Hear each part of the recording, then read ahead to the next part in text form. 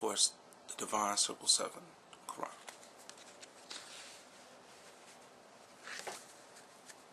I'll read that in the beginning on the cover, it says, the Holy Quran, the Moorish Temple of America, divinely prepared by the Prophet Noble Ali, and by the guiding of his father, God Allah, the great God of the universe, to redeem man from his sinful and fallen stage of humanity back to the highest plane of life with his father, God Allah. The highest plane of life, it says. So in that sense, it talks about redeeming us back to a lifestyle, a living, a consciousness, an awareness, an existence that's connected, the highest plane.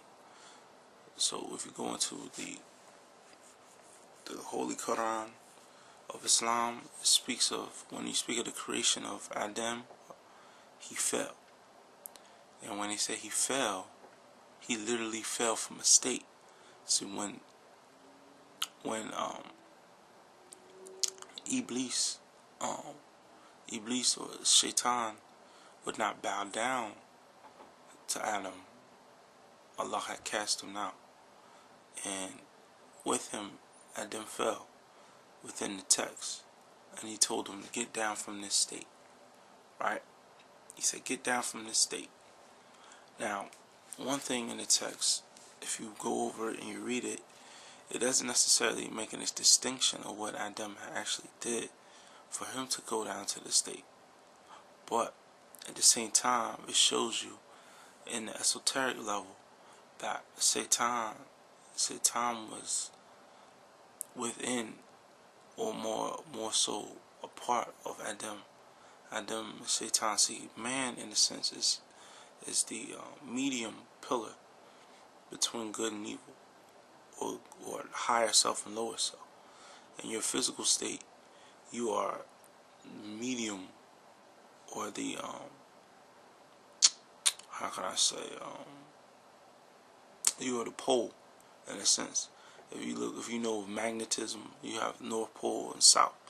You have one that's magnetized and the other that's non-magnetized in a sense.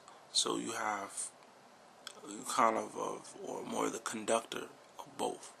So these energies pass through you all the time. These consciousness pass through you all the time. So as you in a plane, pretty much what it's saying is, we rise just as your kundalini rises, your consciousness rises to a higher plane. And the highest is, the higher you get, closer you get to Allah. So in the beginning, we were all on that state closest to the Father, or closest to the Creator, or the highest form. Well, everything was balanced in a sense. With Shaitan, everything is out of balance. Everything's chaotic. It's lucid. But you need that in order to create, in order to perpetuate a creation. If everything was at balance and still and harmony, then nothing else will be created. Nothing else will need to be created, because there will be no need. But see, that's on another, that's on a whole, another dynamic, a story. But just to break down the esoteric meaning of what Prophet Noble Ali had inscribed onto this text for everyone to understand. So, see, you don't see no dogma or anything in that, do you?